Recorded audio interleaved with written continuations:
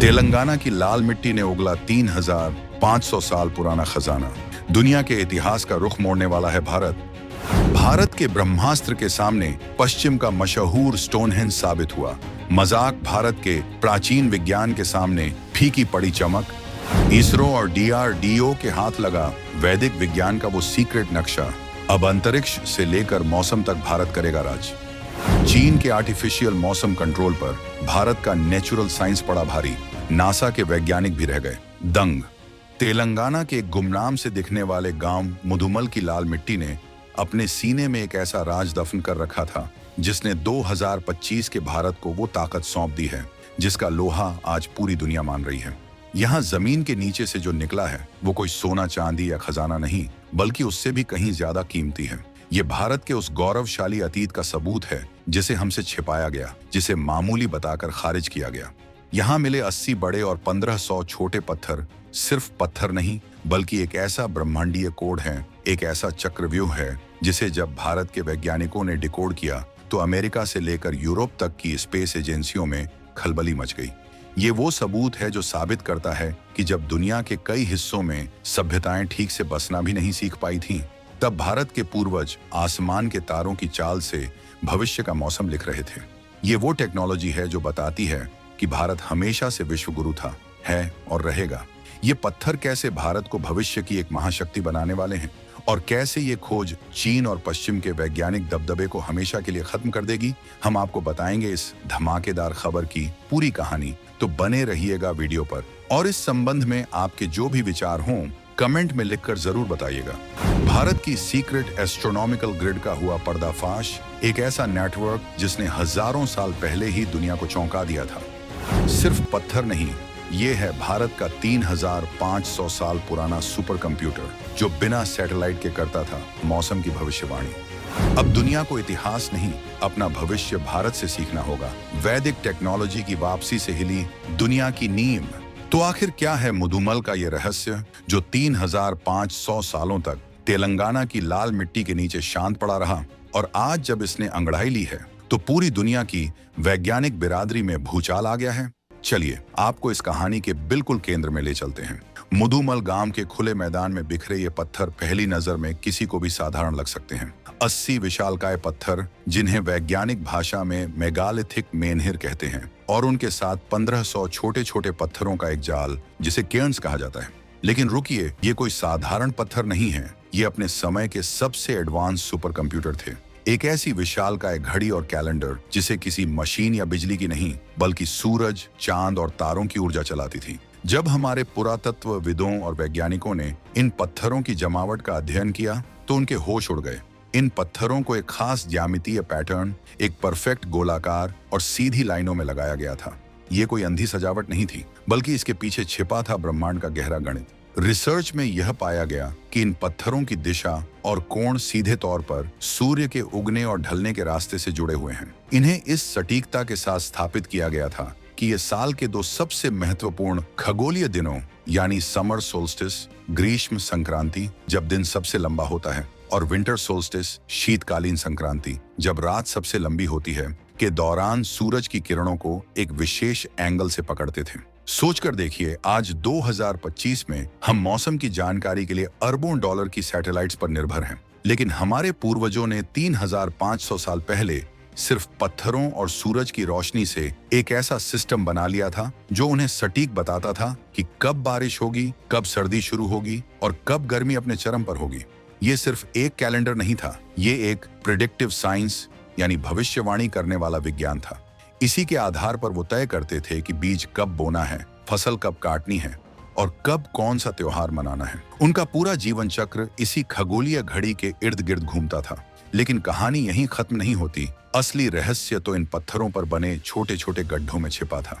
जब इन गड्ढों के पैटर्न को एनालाइज किया गया तो एक और चौंकाने वाला खुलासा हुआ। ये गड्ढे किसी और चीज की नहीं बल्कि रात के आकाश में चमकने वाले सप्त आर्षि मंडल वर्सा मेजर कॉन्स्टलेशन के तारों की हूबहू नकल थे। ये एक तरह का स्टार चार्ट था जो पत्थरों पर उकेरा गया था। इसका मतलब साफ था, हमारे पूर्वज न केवल दिन में सूरज को ट्रैक करते थे बल्कि रात में तारों की मदद से दिशा और समय का पता भी लगाते थे। ये दुनिया का सबसे पुराना, सबसे ऑर्गेनिक नेचुरल जीपीएस सिस्टम था जिसका इस्तेमाल शायद प्राचीन व्यापारी और नाविक लंबी यात्राओं के लिए करते होंगे।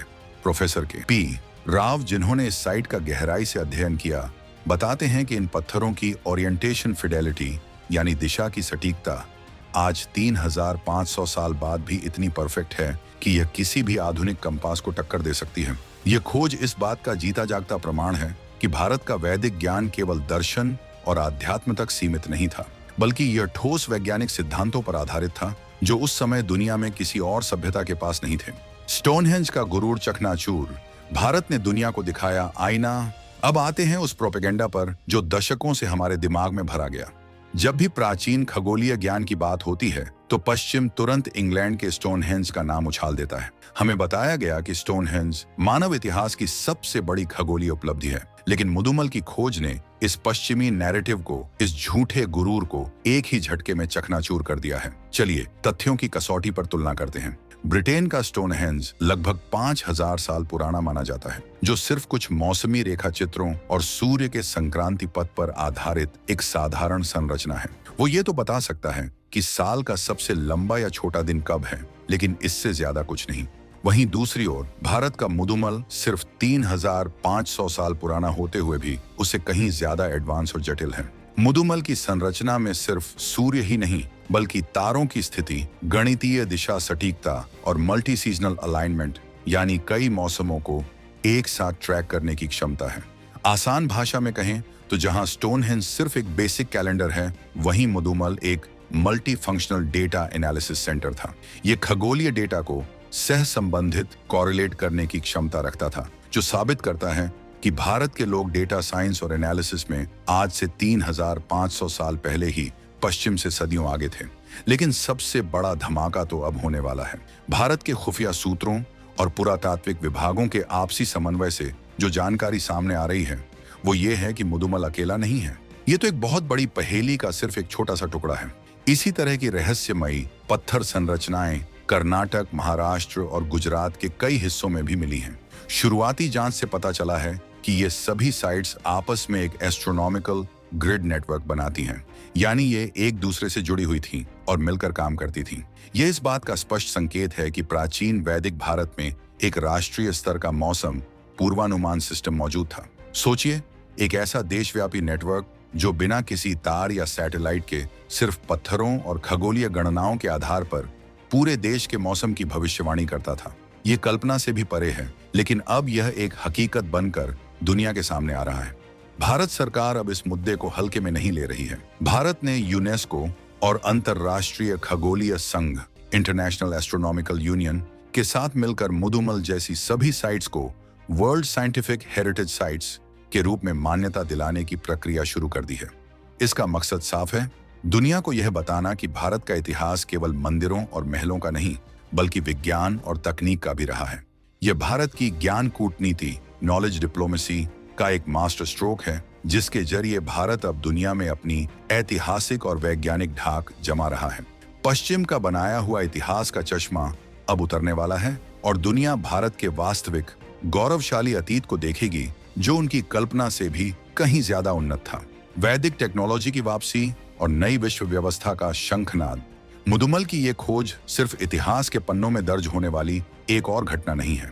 इसका असर भारत के वर्तमान और भविष्य दोनों पर पड़ने वाला है और इसने दुनिया की बड़ी ताकतों, खासकर चीन और अमेरिका के खेमे में गहरी चिंता पैदा कर दी है।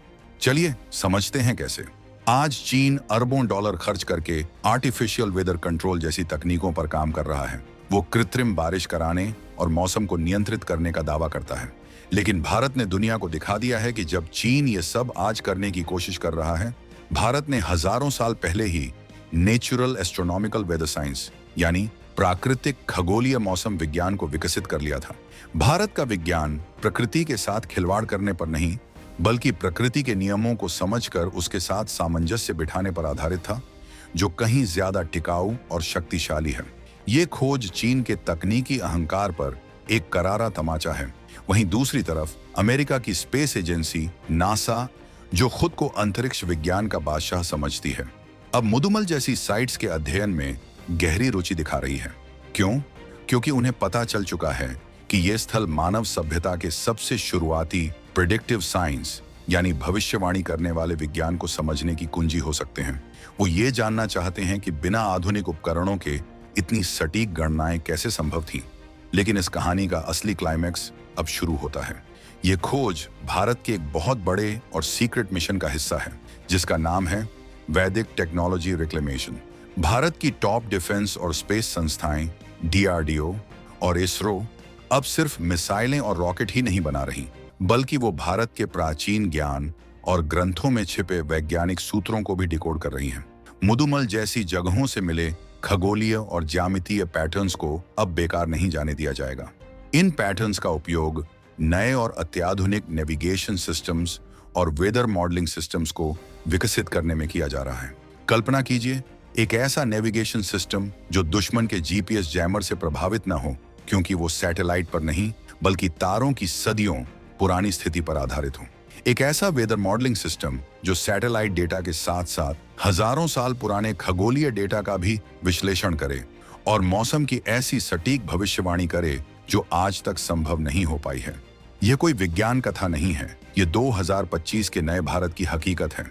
ये पत्थर अब सिर्फ पुरातात्विक स्थल नहीं, बल्कि भारत की राष्ट्रीय सुरक्षा और तकनीकी आत्मनिर्भरता के नए हथियार बन चुके हैं। जब दुनिया अपनी आधुनिक तकनीक पर इतरा रही थी, तब भारत चुपचाप अपनी जड़ों से उस ज्ञान को वापस हासिल कर रहा था जो भविष्य में उसे सबसे बड़ी शक्ति बनाएगा। तो ये थी कहानी तेलंगाना के मुदुमल में मिले 3500 साल पुराने उस खजाने की, जिसने भारत को एक बार फिर विश्व गुरु के सिंहासन पर स्थापित करने की नींव रख दी है। ये खोज साबित करती है कि ज्ञान और विज्ञान पर किसी एक देश या सभ्यता का एकाधिकार नहीं है और भारत इस ज्ञान की गंगोत्री रहा है।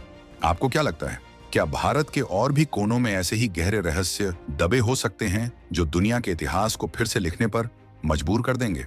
अपनी राय नीचे कमेंट्स में लिखकर जरूर बताइए।